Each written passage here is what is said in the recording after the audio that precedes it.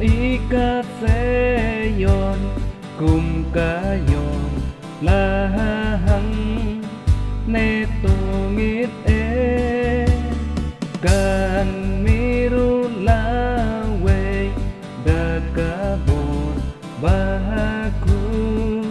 bapenai de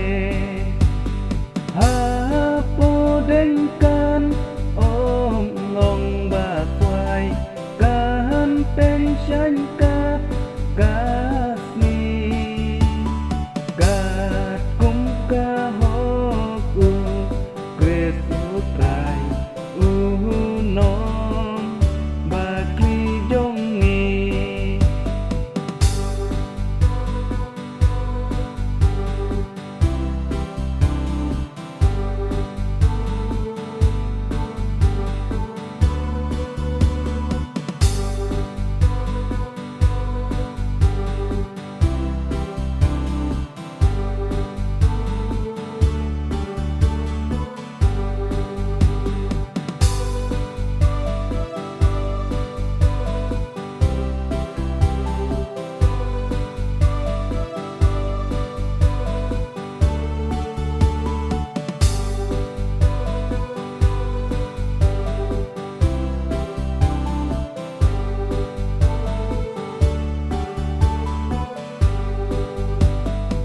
kadai ki jenjar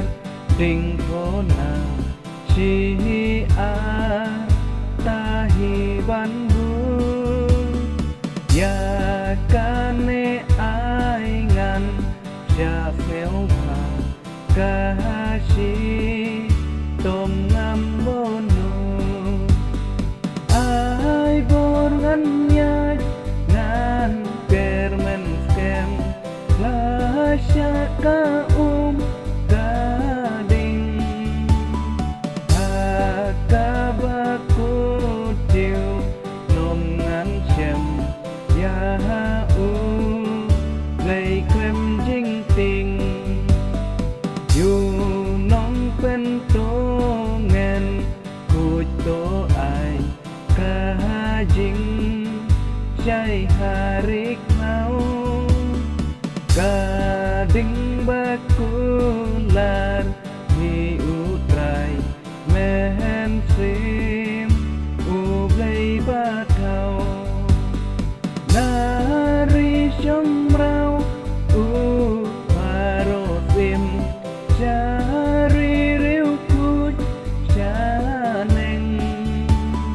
men si un omen mit gading yo